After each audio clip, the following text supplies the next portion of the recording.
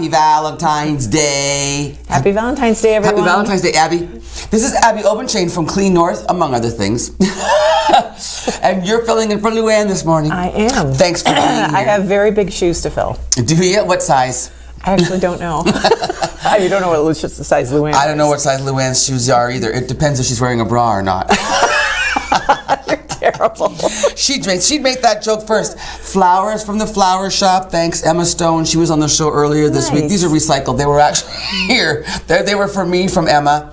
And then Emma also bought a bouquet for Sue Ryamaki, who filled in on the show for Luann. I know, so Sue. She's awesome. Thanks again for the flowers. I'm going to put them right there so they're pretty. What's that? This is my Valentine's Day gift to you, and it's super, super romantic. Is it? Oh, yeah. Can I show it on camera? Oh, yeah. We're talking really romantic. Okay. This is a Clean North kind of gift. Oh, my God. She bought me some recycling paper. It's tissue paper, so it dissolves really, really quickly. Thank you. You're so welcome. I don't have a pocket. It's going to make it like a poof. You're going to laugh when you see this. I'm afraid. It's a Sapphic scrub pad. Do I say it right? Sapphics or Sapphics? It's an eco scrubber pad made out of coconut fiber. 100% so it's compostable. Coconut fiber, biodegradable, compostable. Yes. Kitchen sponges are not degradable. They have plastic in them. So this is completely biodegradable. Where'd you get this, Abby? I think I got it off everything Amazon. Online? We just don't have if you are in the business world in Sault Ste. Marie, please consider green products, because I'm telling you, there's a huge unmet demand. What if we opened a store? A refillery. I went to one in Toronto. A refillery? Where you bring your containers and they refill everything. It's so great. Like shampoo and stuff? We need a refillery. They have one in Sudbury. It's called the Nickel Refillery. I think I have an idea for my retirement. There you go. I'm going to have a refillery. There you go. Yeah, I know. And there's Aaron's going, and I'll bring in my Mickeys. No, it's not what I'm refilling, Aaron. Where do I get my new wooden toothbrush? Because I've used the one, it's almost ready for replacement. Winners. They don't always carry them then. They don't always carry them. Abby gave me a wooden toothbrush. Bamboo. Was it bamboo? Yeah. That was one of the best toothbrushes I ever had. You can find those online. But are those as well. bristles? The bristles aren't biodegradable. No, so what I do is break the head off. Break the head off. And throw that away, and then I compost the wood. And I also need a new dishcloth. Swedish dishcloth. Once again, you pretty much have to get them online. You can wash them in the washing machine. Like 6 months. Bleach them. I know, and it's been about that since I've had this. Also compostable. No. And that online? Yeah. Yeah, I'm afraid so. I haven't seen those in Sault Ste. Thank you for this. The scrub pad, biodegradable. Never rusts, splinters, or shreds in your hands. Yep. Consumes less cleaning powder, paste, or liquid. I have a Facebook friend who grew up in the Caribbean, and she said that's what they use in the Caribbean. It's a traditional scrubbing and it's hygienic, so it's not like those sponges that hold all the bacteria and crap. Yep. Rinse and keep dry after you have the best things. Hey, you just mentioned Caribbean. You were away. Yes, I was in the Virgin Islands. Abby just retired recently, so now she's getting to travel and stuff. Yes, went to St. John for 2 weeks. St. John? Yep. 2? Yeah. Was it gorgeous? Oh my God. St. John is interesting because it is 60% national park. The island? Yes. Wow. So it is not crowded. Is that British? Who owns St. John? That one's American. American. They're British and American Virgin Islands. Mm-hmm. So how much percentage is park? 60% of the island is national park. That's, wow. So it's all... It's mostly undeveloped. Untouched. It's beautiful. Wow. Yeah. How's the food? Fantastic. Try anything new? I had fresh lobster twice, and we tried ceviche, which is marinated raw fish. Do they spell it like shrimp, C-E-V-I-C-H-E? Yes. Okay, isn't that French for shrimp, ceviche? No, it's not, because there's, I don't know. Anyway. It was delicious. It's marinated, but it tastes more like... It tastes very Caribbean. It's not like taste. sushi, because it's... Yeah, it's a little bit spicy, so it was very good. Like jerky spicy? You know, it's more like honestly, it seems more like fish salsa. Oh, really? Yeah, it's chopped up, and it's got other stuff in it, like peppers. Oh, wow. So it's really good. How do you eat it? Like with a spoon, or you dip stuff in it? Or yeah, I think we ate it with a fork. Okay. It's little chunks. And you said it makes you, rather than wanting sake with it, you want a margarita. Yes, it's very good. That's pretty cool. Hey, it's not just Valentine's Day, it's also Ferris Wheel Day.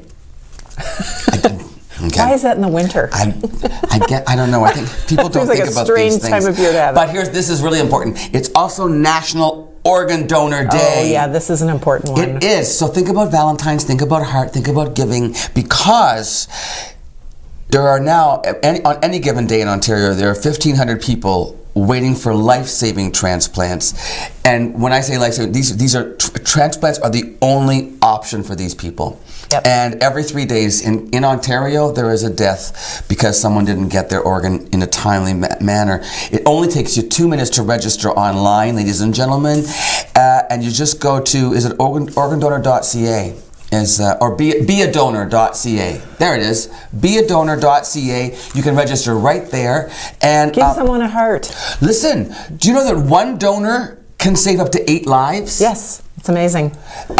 Age alone does not disqualify you. The oldest living organ donor was 90 years old, and the oldest living tissue donor was 100 years old. So you might look in the mirror and think, oh gosh, my tissue's all saggy. But no, somebody can use those tissues. 100-year-old donor. That's fantastic. All major religions support organ and tissue donation, and it does not impact funeral plans. You can still be an organ donor, and if you want to have if you're planning for an open casket, that can still happen. Anyway, I know people who have lived because of lung transplants. Yes. I actually have a friend who had a double lung transplant, and recently she got sick, and she said, this is my first time with these lungs having this bronchitis or whatever she had, but like that saved her life. So really important. Register to be a donor. Yep. Yeah. Okay, so Valentine's Day, I want to test your knowledge. I love trivia. Do you love trivia? Oh yeah, I'm a trivia whiz. This one, okay, here we go. Valentine's Day, I'm going to give you selections. Okay. Valentine's Day evolved from what ancient Roman festival? Was it Bacchanalia, Valentalia, Floralia, or Lupercalia? D. Lupercalia. Ding, ding, ding, ding, ding. Abby won. Valentine's Day is believed to have its roots in the ancient Roman festival of Lupercalia, a fertility celebration, commemorated annually on February the 15th, but sometime around 496, Pope Gelasius I, Gelasius. he got to choose that name. Oh, God. And he was just the first one. There was another one after him. Anyway, he renamed the pagan festival Valentine's Day and moved it to February 14th. Some people don't like it because it's a pagan ritual, pagan holiday, right? Uh-huh. Oh, well. Statistically, a woman who purchases flowers on Valentine's Day, Abby, is most likely buying them for her mother, her children, her significant other, or herself. Herself. Ding, ding, ding, ding. Yep. And that's a sad one. Yep. According to the Ipsos Insight for the American Floral Endowment's consumer tracking study, when a woman buys flowers on Valentine's Day, she is most often buying them for herself, 27%. Other common recipients, mother, significant other, daughter, or friend. How many Valentine's cards are sent each year worldwide? Is it 500 million, 1 billion, 2 billion, or 10 billion? 10 billion sounds like too much, so I'm going to say 2 billion. It's actually 1. Oh, okay. Yeah. Okay, 1 billion. Well, you know, when you're talking about billions, what's the difference between 1 or 2? What's the difference? Greeting Card Association estimates that approximately 1 billion cards are sent worldwide, making Valentine's the second largest card sending holiday of the year. Which the one's the first? Card sending. Oh, Christmas. You got it. What's the most busy for florists? This was on the show earlier, but you weren't in town, so I'll forgive you if you weren't watching. Mother's Day. You're right. I'm a mom. What percent of Valentine cards are purchased by women? 39, 56, 72, or 85%? I think 72. 85%? Yeah, because I think about like classrooms and teachers, they get a lot of Valentines. Well, don't you just know how to lead into the next question? Once again, I'm a mom. Who receives the most Valentine's Day cards? Is it wives, teachers, mothers, or children? Oh, it has to be teachers. It's so teachers. It has to be. Yes. Every teacher gets 30 Valentines. Followed by, who knew children get more than mothers? Wives get less than mothers. Sweethearts get less than all of those. And pets. People buy Valentines for their pets. Of course they do. They dress them up in little Valentine's dresses and then give them little Valentine's doggy treats. And then they go and sit by themselves in a dark corner. Well, I do have because they don't have anybody else in their lives. Yep. On average, this is a weird one. On average, how many dates does it take before a new couple will exchange house keys? Is it 2 to 4 dates, 18 to 20 dates, 6 to 8 dates, or 12 to 14 Okay, dates? I haven't dated in 40 years, so it's a little, I have 2 to 4, 18 to 20, 6 to 8, or 12 to 14? I would say the most. 12, you think 18 to 20? Yeah. It's the second most. 12 to 14 dates. That's just like 2 weeks of dating. 14 dates. Well, I mean, that was... Well, yeah, I mean, you wouldn't go out if you had lots constantly. of free time, it could be 2 weeks. I think for lesbians, it's 2 to 4 dates. Now, there's an old joke. No, there's an old joke. I didn't make this up. There's an old joke, and lesbians... I heard this from a lesbian, so don't get mad at me, lesbians.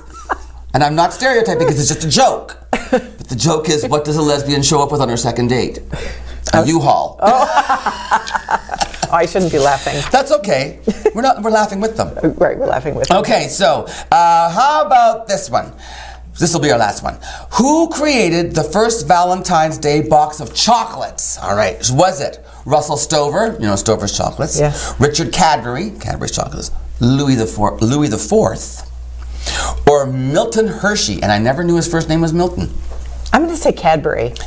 You're so clever. Am I right? Good. In 1822, John Cadbury opened a tea and coffee shop in Birmingham, England. I figured he was English, so I figured it was probably He him. soon expanded into chocolate manufacturing, and in 1861, his son Richard greatly increased sales by packaging Cadbury chocolates in the world's first heart-shaped candy box for Valentine's Day.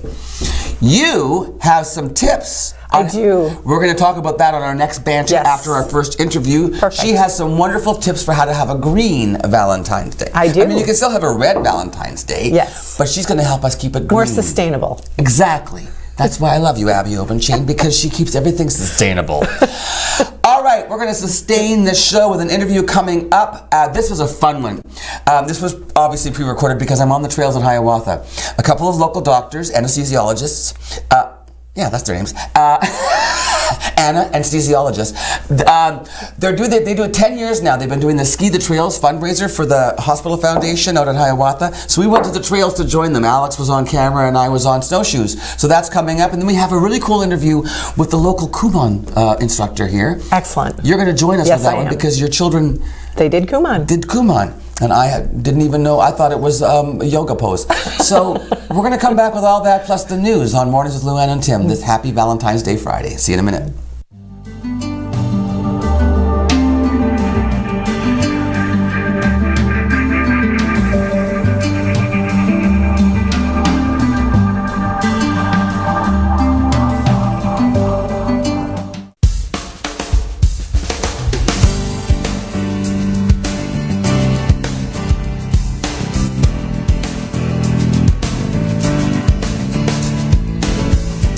Welcome back to Mornings with Luann and Tim and Abby and Shelley. Hi, nice to meet you, Shelley Skinner Noel. Thanks, Stacey. You are here from Kumon. Yes. Now, I tell you, I did not know, I never knew what Kumon was until I was at work, and I had a coworker whose daughter would come home from school, and she was a single mom, and she would just always talk to her daughter, you know, phone call after school, everything okay, you're in the house, blah, blah, blah, great, okay, I'll be home in an hour, do your Kumon. Did you do your Kumon? And I'd hear this phone conversation, like, what is Kumon? Tell me, Shelley, what is Kumon? I know what it is, but tell me anyway. Okay. Kumon is a math and reading program for kids. It starts at ages 3, goes all the way up to high school literature and high school calculus. Wait a second. See, now you've already got me, because I did not know that Kumon went. I really thought it was just for elementary school. No. High school calculus. See, now where was Kumon when I was it's been around though, that's the other thing. How many years has Kumon been in existence? It's started 60 years ago in Japan. It's been in Canada and the US for 30. Okay, and 60 years ago it started by a man whose last name was Kumon? Yes, his name is Toro Kumon. It's actually a funny little story. Apparently, his son came home with a bad mark on a math test. We figured the bad mark was 99%. So, and the mom wasn't happy, so the dad started working with him and giving him little worksheets every day to do, and having him correct them the next day. And then he started doing it with the neighborhood kids. Then he started building it higher, like further and further. So it was just something that a parent developed, yes. but obviously he was a very smart parent. Yes, and he was a teacher. Okay. He was a teacher, and he was a parent. Yes, yeah, and he was very, very brilliant. So 30 years ago you said here in Canada? Yes. All right. How long have you been involved with Kumon? I'm at 3.5 years. Okay, great. Today is our anniversary that we moved into our building, though. Happy anniversary! Happy Valentine's anniversary. Yeah. So the new building that was on Northern Avenue, because I drive by it every day. Yes. You're what you would say between where? We're across from Ashley. Ashley Furniture. Right. Yes. Okay. Yeah. Why did you move into an actual building? I know. Was it because it was too nomadic, or was it too sporadic, or what? Before? I took over 3.5 years ago. The previous owner ran it out of John Rhodes for about 14 years, and I believe she ran it out of a church before that. Oh, I heard maybe St. Jerome's or something. Yes, okay. Yeah. So it was it's been in the Sault for over 17 years. But Kumon, I have a franchise agreement, and I'm required to have a storefront. Standalone building. Yeah. Okay, so Abby, the reason I asked you to join us is because I think my older son might have been one of their first customers because he's 31 and he did Kumon when he was probably around grade 6, 7, or 8. So and my younger son did it for fun. He saw his older brother doing Kumon, and he wanted to do Kumon because he wanted to do everything his older brother did. So tell me, did it make a difference in your child's life? Yes. So our older son was less confident about math, and one of the problems of a large classroom is it's difficult for the teacher to, address individual students' needs, and he just didn't have the confidence that we felt he should have in math, and Kumon really helped. And it's not just math; it's reading as well. And I think that's an area where I think kids feel an awful lot of shame. Yes. If they're not keeping up with a class. Yep. And nobody wants to admit. I mean, that was the whole stigma of being a bad reader, or people who were actually illiterate. We hear the stories about people who didn't get to go to school, and they try to fake it through life rather than actually saying, I need help. Yep. Right? Mm-hmm. How do we find out whether a child, due to assessments? Yes. Is that how that works? Yep. So you can find out where a child's at and what they need specifically for the individual? Yeah, so I do assessments. I have appointments during the week, so the parents and the kids come in separately outside of class time, and I do testing with them, and that determines where they start in the program. And you were saying, so they start at, we call it the just right point. And so it's custom to the child. Yes, it's very custom to the child. And so my job as the instructor is to plan out where they would go in the program and how they would proceed through the program. And this is a program based on strengths. So you really want the child to feel confident. Oh, yeah. So Abby, you were saying that they're not set up to fail. They're set up to succeed. They start off at a level that they're already guaranteed to do well at. Yeah. Whereas in a classroom, they're constantly being judged against their peers, and the bar is set by the best student in the class. So with Kumon, the bar is set with you. Wow. Self-esteem is a big part of this program. Now, and this isn't just for people who may be struggling. This is for people who just maybe want to advance faster. Absolutely, yes. Or who aren't maybe challenged enough by schools. Yes. Is that true too? Absolutely. So I have a grade 1 right now that's been in the program probably for, I was going to say several years, but he can't be in for several years. Okay. He's probably been in it for 2 years, and he is doing double-digit multiplication. In what grade? He's in grade 1. Good heavens. Yeah, I know. But that's great though, because otherwise that child would probably be bored in class and maybe get misdiagnosed as being ADHD or something because they're bored. Yeah. But now what about that? We're talking about, there's a lot of the classrooms now. I mean, this is why the teachers are on the streets right now to try to fight these large class sizes, and the fact that we don't have enough teachers' assistants to help with things like kids who are on the spectrum, kids who have attention deficit disorders or hyperactivity. They struggle in the classrooms. This is an opportunity for the child to get the attention they need, right? Yes, yeah. And do parents mention that a lot about how the classroom is too big or too much going on? Their kid can't focus. Oh yes, yeah, I get that a lot. And I have my background in education, and I have my special education specialist, and so the parents come to me with their IEPs and their individual education plans. So they have those extra needs from the classroom. Oh, so you actually work in conjunction with teachers in the class. I mean, you actually can take what a teacher in a classroom gives a child and says, we recommend you need this. Oh, the teachers often recommend Kumon because they know how it works. Do. Yeah. Okay, so How are there exercises? Do they come to see you? Is it a combination of both? How does it work? So it's worksheets. If you look in my center, it's like there's a huge wall full of worksheets. Wow.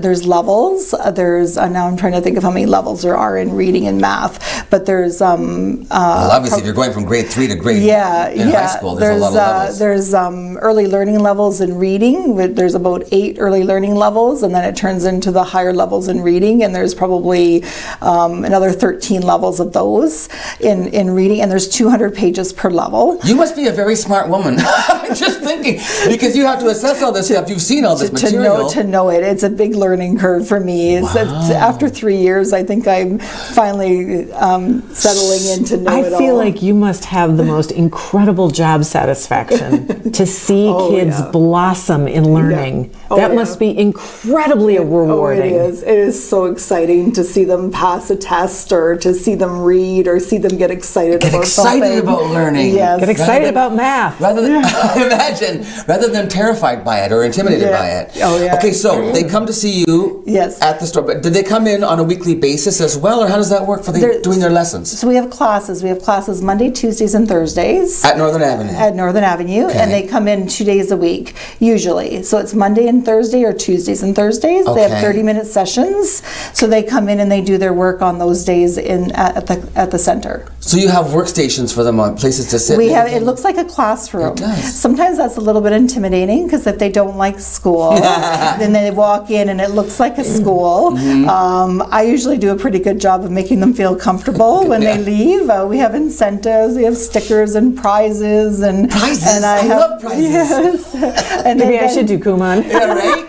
They love those prizes. They absolutely love them. So, but now they come in twice a week for the half-hour session, but they're also doing half-hour sessions at home. It's every single day they have to do their homework. 5 days a week or 7? 7 days a week. This is why she was on the phone saying, did you do your Kumon today? Yes, 7 days a week. And the routine is a big part of it. Is that correct? Yes, yeah. It's important to do it every day. So if you forget to do it a day, then you're behind. So if you're not, it's practice. It's just like anything else that you practice. You practice dance, you practice instruments. You have to practice to get better at something. So to speak to the repetition, I was telling them earlier that when my son was, my younger son was in Kumon, there was one of his classmates was also in Kumon, and this kid had been in Kumon for many years and won every timed math test. I mean, this kid would just go boom, boom, boom, just whiz through the math tests. So it definitely works. Oh yeah. Now, so how do you register a child? Do we call you? Do we set up an interview? How does that happen? And can people do it through their schools? No, it's not through their schools. So you don't go to a teacher and say, hi, I want my child to do Kumon. No. You don't do that. No, you can actually schedule an appointment online. They just started that a little while ago. That's with the time. So if you can go to my my website or my Facebook page, and you can schedule an online appointment. Hey, look what's on there right now. Thanks, Michael. What is your website name? It's just www.kumon.ca. And then we can / Sault Ste. Marie, and then we find you. Yes. And your Facebook page is called what? It's facebook.ca/SSM. But is it on Facebook? What's the name of your page? Kumon? Yes, it's Kumon SSM, I believe. Kumon SSM on Facebook. All right. So how long would a parent then, if I'm going to schedule to come in and see you, how long is the assessment? I ask them for an hour and a half. It doesn't probably take an hour and a half, but I have to do the testing depending if they want math and reading, how many kids there are. Sometimes parents come with more than one child, right? So that takes me a little bit longer. And then I sit down and explain the whole program to the parent, to you, explain what the levels are, how fast or far they're going to go in the levels, and it's a long-term program. So right now parents are asking me if we're open in the summer, and we are. You are? Oh! Yes, we're open all summer. Summer's important because there's no school, right? Obviously. But so they need to keep up those skills. They need to keep practicing. As you said, you practice for dance, you practice for hockey, you practice for theater. So now, what age was your son when he was doing Kumon? So my older son, I can't remember exactly, but he was around 11, 12, 13, where we just felt he didn't have the math confidence he needed. And our younger son was much younger, I'm going to say 8, and he wanted to do it. You were talking thought it was fun. You were talking about the 3-year-old that you have right now. You would actually do things like how to properly hold a pencil. I mean, it's as simple as those kinds of skills. Yep. Dexterity, writing numbers and stuff. Yep. Writing numbers and printing their name and holding a pencil. Yep. So we have special pencils for the young ones. Do you? Yep. Special triangular pencils that are. And they must feel so proud when they do it. They do, right? They get excited about having the pencils and getting their. Oh yes. Yeah. Yeah. Okay, so it's Shelley Skinner Noel. Thanks very much for being here. Oh, thank you. And so if you want to reach Shelley and register your child or have your child assessed, you can find Shelley's website, kumon.ca/Sault Ste. Marie, or on her Facebook page. Abby, thanks for joining us for this section of the It was interview. a pleasure. It was very interesting. And coming up next is Fur and Feathers Friday. There's probably a little animal in that back room. Want to go see what it is? Oh, yes. Okay. We'll be back right after this on Mornings with Lou Ann and Tim and Casey Security. Thanks for being our sponsor, as always. See you in a minute.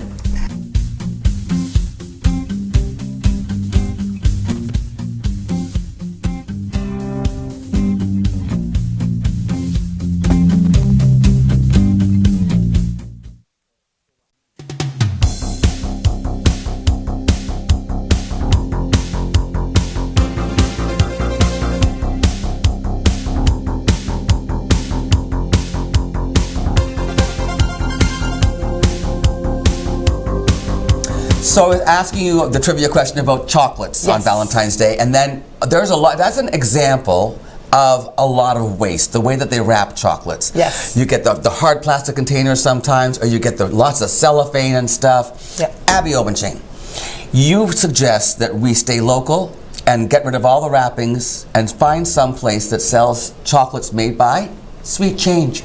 Yes, that would be one option, definitely. It's a local organization. They're a wholesaler. They make chocolate locally. I've seen them at the Mill Market and bought a bunch of their adorable little chocolate Buddhas for Christmas gifts. So this is, if you're not familiar with Sweet Change, it was created by the Center for Social Justice and Good Works. Right. Which is located in the old convent, on Herrick Street behind Precious Blood Cathedral. Anyway, they created this. It's like a make-work project. They teach people all about not just how to make the chocolates. It's about marketing. It's about business. It's about how to run a business plan. They follow entrepreneurship for people who usually would be struggling even just to find a job. Right. So it's almost like education, job creation. Yep. Yeah, and it's all locally made and locally sold. So I would say if you can't find them at the Mill Market, contact the Center for Social Justice and Good Works, or just look up Sweet Change and ask them where, because they're making them on the corner of Gore and Queen, but that's not they're not a storefront operation. Right. They're a wholesaler. So true, they're not doing all that nasty packaging. Right. How else can we have a green Valentine? Well, let's start with Valentine's Day cards. If you've got stuff on the cards, don't buy cards that have glitter on them. Glitter is an ecological disaster. It's literally microplastics. So avoid cards that have any kind of plastic bits, glitter, little foam decorations, little plastic jewels on them. They're not recyclable. See that? Yeah. The next suggestion I'm going to give is I know a lot of people are going out for dinner for Valentine's Day. That's because true. we were supposed to go out for a retirement dinner tonight or tomorrow night, and we can't get a reservation. No. So we know everybody's going out to dinner. Consider splitting an entree or splitting an appetizer. When was the last time you came away from a restaurant and weren't completely stuffed to the point of not feeling well? I usually leave a restaurant with a takeout. How many times do you actually eat that? A lot. Okay, but or if not, me, my dogs. Right. So think about you could waste. split entree and eat less. It's better for you, and then you're not taking up so much food, especially beef, which is an ecological disaster. Beef is an ecological disaster. It is, unfortunately. You know what, though? It's so tasty, though. Well, it's tasty. I mean, okay, you're not going to get, but those meat replacement sausage patties and stuff like that, they're good. Yeah. I've tried some of those vegan meat replacement things. Oh, I make my own veggie burgers, and I'm not vegetarian. I'm just trying to eat less meat. Yeah. The other thing is bring your own leftover container. You can bring your own leftover container. You mean to a restaurant? Right. So that you're not there. They give you your leftovers in styrofoam, which is awful. It's awful. And you know what though, Abby, even the ones that are made of the cardboard, which I appreciate that people are trying, but once it's had food in it, you can't recycle it. Right. I mean, it's biodegradable. Right. If it's the cardboard If it's stuff, really greasy and got food bits stuck to you can't recycle it. And don't put it in your bin because those oils can contaminate other paper products, and it like wipes out the use of everything is wrecked. Yeah, so bring your own. Like pizza boxes. No. Yeah. Right? Yeah, as long as you can recycle the clean parts of the clean parts, yeah. Okay, so those are great tips. Thank you. And so now, the news is next. Yes. And then we're going to talk Kumon. Nice. Which I'd never heard of, and now I'm having a great conversation with Shelley Skinner-Noel in the back room, and I'm going to learn some more before we bring her out here. So stay tuned with it. Did Alex part of the news today? Was it Alex? Oh, it was Chris. Alex is on the mend, though. We're so happy. He had, what do you call it, bacterial bronchitis. Oh, he was so sick. But he's back to work, so yay. Good. Thanks, Sioux Area Hospital, for taking care of Alex. Yes. So news is next, Abby. Excellent. We'll see you in a minute. Oh, KC Security. Hey, happy Valentine's Day, guys. And thanks for sponsoring the show, as always. Be right back.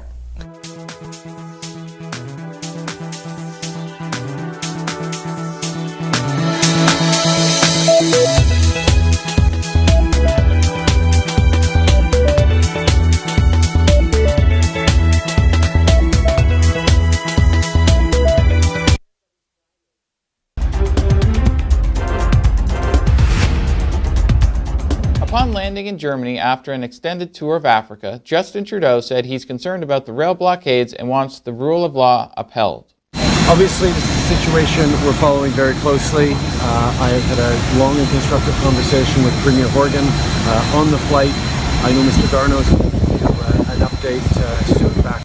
Blockade organizers across Canada say they're acting in solidarity with those opposed to a pipeline project that crosses the traditional territory of the Wet'suwet'en First Nation near Houston, BC. The blockade in eastern Ontario has caused CN Rail to shut down its train network in eastern Canada. One activist near Belleville, Ontario, says the blockade is indicative of larger issues for Indigenous communities. Foundation of our genocide.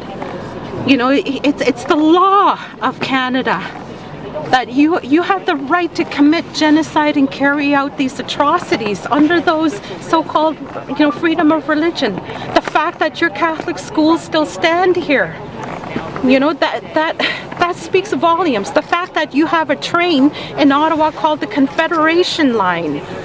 Your founding fathers and mothers of Confederation are not my founding fathers and mothers. But yet we have our people that are still dying. They're going without the most basic things.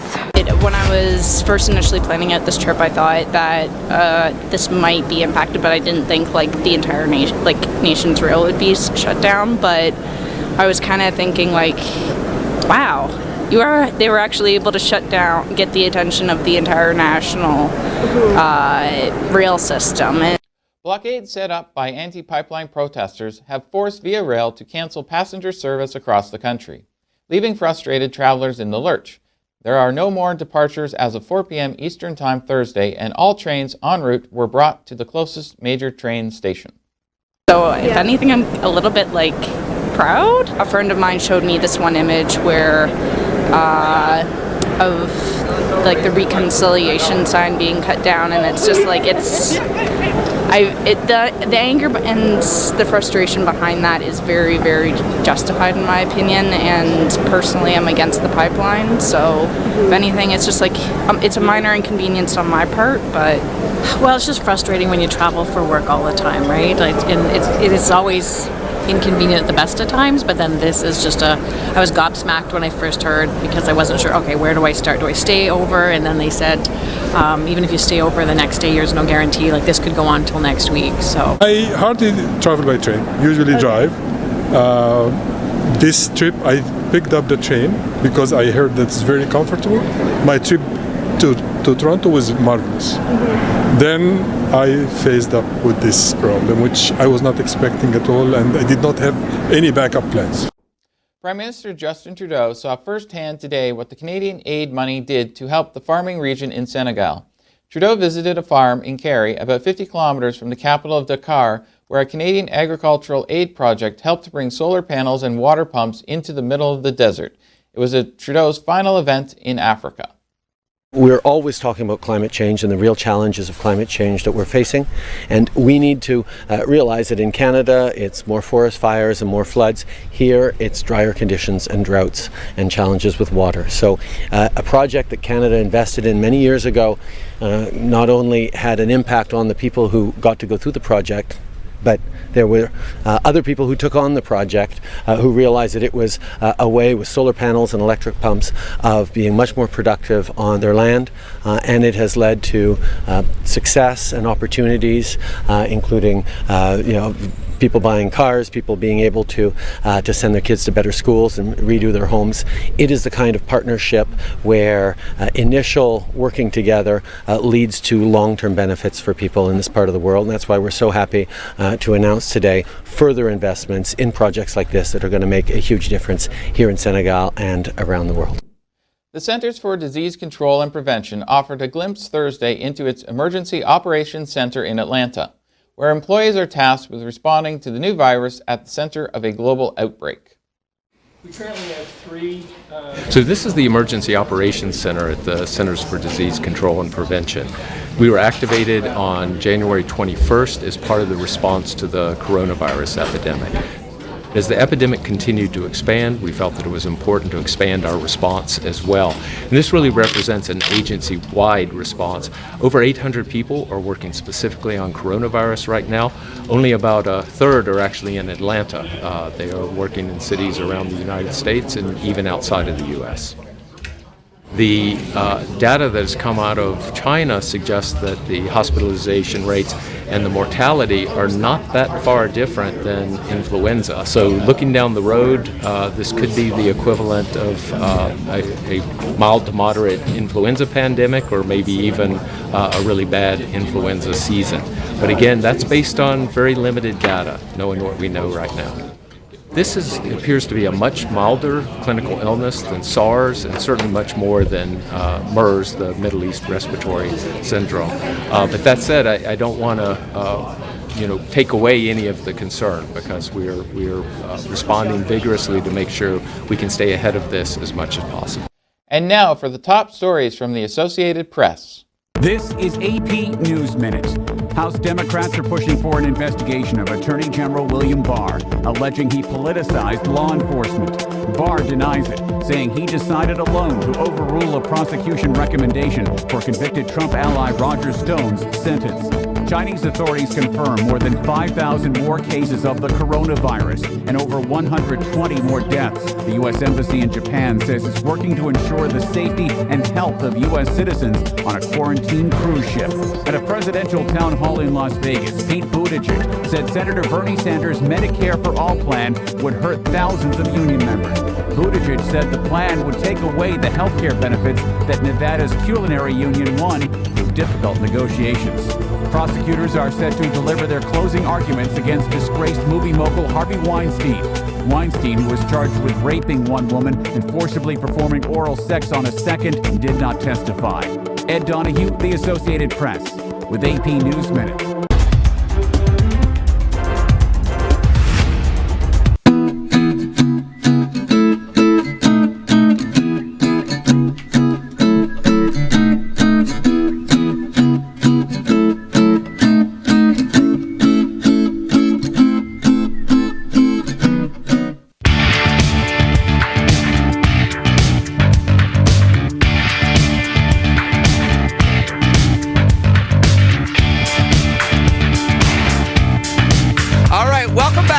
With Luann and Tim. This is another one of our crazy stunts that we're doing. Sioux Area Hospital needs to raise money, obviously, because they need equipment, and the community helps provide that equipment. So I got a couple of doctors here on the trails that will be at Hiawatha. First of all, let's say good morning to, this is Dr. Jamie Curran. Hi, Jamie, how you doing? Good morning, I'm great. So you were born and raised in the Sioux, yes? You got that right. Then you went away and you worked in Newfoundland, and then you came back and Sudbury, and now you're back in the Sioux. 13 years? Happy to be back, for sure. Happy to have you. And now you keep going, keep pulling. Wait, where's your whip? What are you supposed to say? Mush, mush. There you go. This is Dr. Phil Dopp. Hi, Phil. Hi.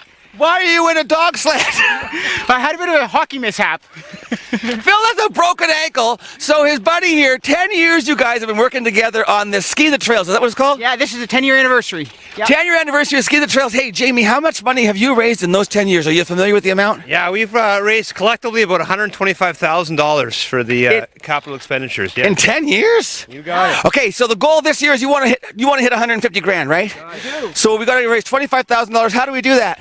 You can come out and participate. Easy. Look at. It's very easy to participate if you have a broken. Yeah, participate. And so you want to put teams together? Is that the idea? You got it. Absolutely. So you get together and you can ski. You can ski 50 kilometers. You can ski 2 kilometers. Doesn't matter. I picked 2. You pick 2. You can snowshoe. You can snow bike. Anything goes. I want to thank Tasha Varpio from Sault Ste Hospital for providing me with her snowshoes. Hey, is he going to pull you around the trails for 50 kilometers? Well, he's thinking he might, but I think he might reconsider after he finishes here. Okay, wait. I have another question. How traditionally, when you guys have done this over the past 10 years, how many of the trails do you actually ski? The two of you guys? Well, there's 3 networks. There's the Red Pine, there's the Pinder, and there's the Crystal. This is the Pinder. This is the famous one because of this amazing. They call it the cathedral, don't they? Cathedral, they do, absolutely. Yeah. View is gorgeous. So beautiful views all around the trail. So come out and enjoy them. So what if I'm not a skier? What if I'm not a snowshoer? What if I don't have a team? Can I pledge somebody, or is that the idea? Yeah, you can pledge anybody that's participating, or you can pledge Phil and I. I think we should pledge Phil because you know what, Phil, I don't want to hurt your feelings, but you're a tragic figure. I think you could earn a lot. I think you could raise a lot of money just sitting like this in this. These guys, if anything happens to me on this trail today, I'm in trouble because they're anesthesiologists. All they can do is put me to sleep till somebody shows up to help me. Okay, so how do we pledge you guys? You can go to the Sault Ste Hospital Foundation website. Okay. And there'll be a link to. There's a link there? Yeah, you can sponsor anybody or you can sponsor us, but... what if I want to put a team together? What if I'm a workplace or a social group or something? Anybody who wants to get out and participate and raise money, because this truly, it's a $5 million budget you guys have to match this, you have to raise this year for the community. It's not your hair, I know that. For the community, we really have to come together and help raise this money. So if I have a team, how do I register? So you go to the website, Same thing? as you get Sault Ste Hospital Foundation. All the information's there. You can do it as an individual. You can do it as a team. Right. And also, there's a pancake breakfast afterwards. So also people just come and do a social. They go to... at the Sugar Shack? No, at the Water Tower Inn. No way. We get to go to the Water Tower for pancake breakfast? And it's March 1st, by the way. Should include that too as well. Date? What'd you just say? You get to swim too after. We get to use the pool at the Water Tower? Hot tub, pool, you bet. This is amazing. And so there's a minimum pledge, though, $50, right? That's the registration. Minimum to get in is $50? Yeah, correct. Well, that's nothing. No. So you get the pancakes, and Tasha was saying that there's a lot of sponsors. Is that true? Tasha, she's off camera right now. Are there prizes, Tasha? Yes. There's prizes. Did you know that? Absolutely. How do you win prizes? By participate. There's no winners or losers. The winner is the hospital. So the winners and the community. And the community, you bet. Okay.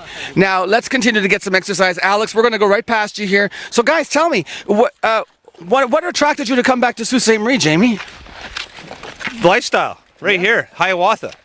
What about you? Phil, what brought you to Sault Ste. Marie? I like Northern Ontario, and this seemed like a great spot. And it is. Well, you were right. And we got a great community because they support the Sault Area Hospital. And so do you guys. Thanks for all you do, you doctors. And we'll see you on the trails of Hiawatha, March the 1st. Go to Sault Area Hospital website and register a team or pledge these fabulous guys, especially this poor little man in the dog sled. Okay, march! Keep going. March! March! Here we go. All right.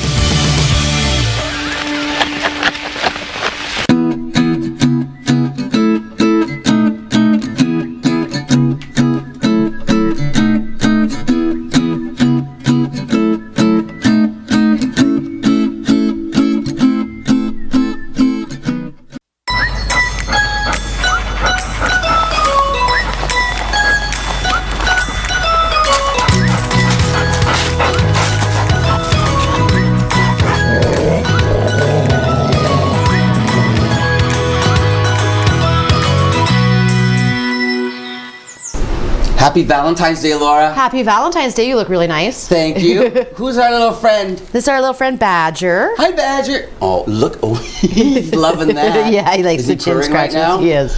Oh, wait until you see Badger's face. We'll get a shot of him. He has the most beautiful snout. Yeah. He's very sort of lean and long. Yeah, he's tall for a cat too. So he's going to be like a tall boy. He's going to be a bigger cat. Really? Yeah. So he's little. He's still young. He's only about 7-8 months old. Oh, really? Yeah. His coloring is gorgeous. I know, he's cute. He's a polydactyl too, which means he's got the extra toes. He's got an extra toe. Yeah, on both feet. What do you call that? Polydactyl. Polydactyl. AKA mittens. Okay, so he needs to still be neutered. Yeah, but he's of age, so we would get him neutered before he leaves. Okay, so I always forget these prices, but I know that when you buy the cat, when you adopt the cat. Yep.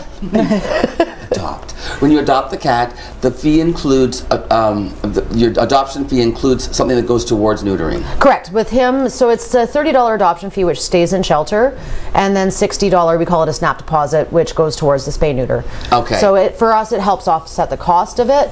If you get little kittens, that just gets taken off whatever your bill is then for spay neuter.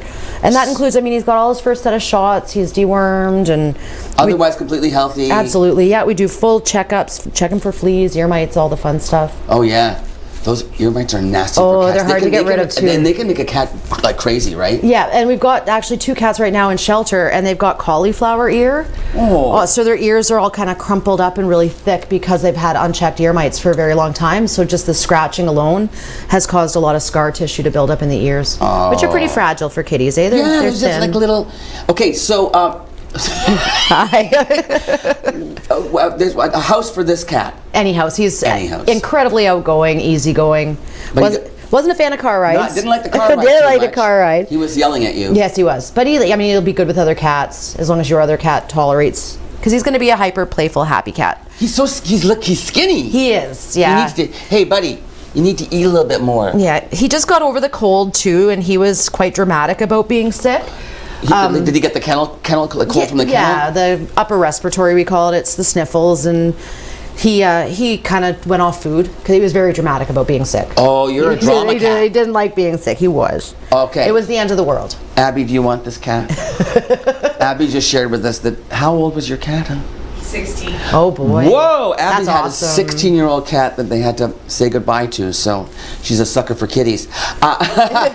Now, what right now at the shelter? What's going on? Do you have a lot of anything in particular, or? Not really. Right now, it's actually, knock on wood, it's a pretty. It's a nice little slowdown. Thank you for loving the animals. We have actually still a lot of rabbits. Hey, wasn't it just the other day? I think we said on the show it was like Adopt a Rabbit Day or something. Is it? Well, it was you can come in. We've got quite a few rabbits. We partnered with Toronto Humane Society actually 2 weeks ago, and they helped. We transferred some of our buddies because we had almost 30 rabbits. Whoa! So they took a good chunk of them. They took 8 from us. I didn't know you did that. Is that common that you? No, that was kind of a first time we've really done that. Whose idea was that? They called us. They have almost nothing right now, so they called Toronto? Yeah. So they had called us seeing if we had anything that could go. So we were full of rabbits. But then we ended up getting about 10 more. Oh, where are these rabbits coming from? Rabbits breed like rabbits. So you get breed like bunnies. Yeah, you get a male and a female, and you end up overwhelmed. Are you open on Family Day? No, we are not. Okay, they're not open on Monday, but you're open on the weekend. Yes, Saturday and Sunday, noon to 5. Of course, we are always available for emergencies, even on holidays. Of course. And once again, a cat like this, and most cats, it should be a mixed diet, right? Soft and crunchy Absolutely, food? Especially the males. It helps increase their moisture to prevent urinary crystals. All right, there you go, ladies and gentlemen. She's always full of great information, and she always brings beautiful, beautiful guests. We're going to come back to say goodbye with Abby right after this. Thanks again to Laura for Fur and Feathers Friday. We'll see you in a minute.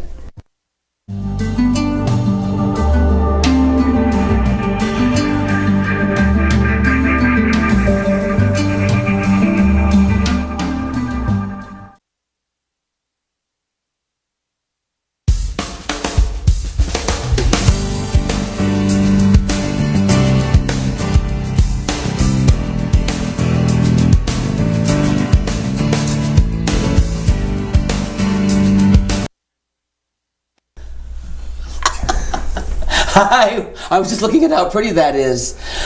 We've had a pretty great winter, haven't we? I don't know. I was in the Virgin Islands. Oh, shut up. Happy Valentine's Day, Abby. Thank you, my friend, for joining me today in Luann's absence. Luann's back on Tuesday, everybody. No show on Monday. It's a family day. Enjoy your family day long weekend. And make sure you get down to the Bush Plane Museum. They're open on Family Day for Bush Plane Days. Awesome. Family Day. We'll see you all. Have a great weekend. See you Tuesday.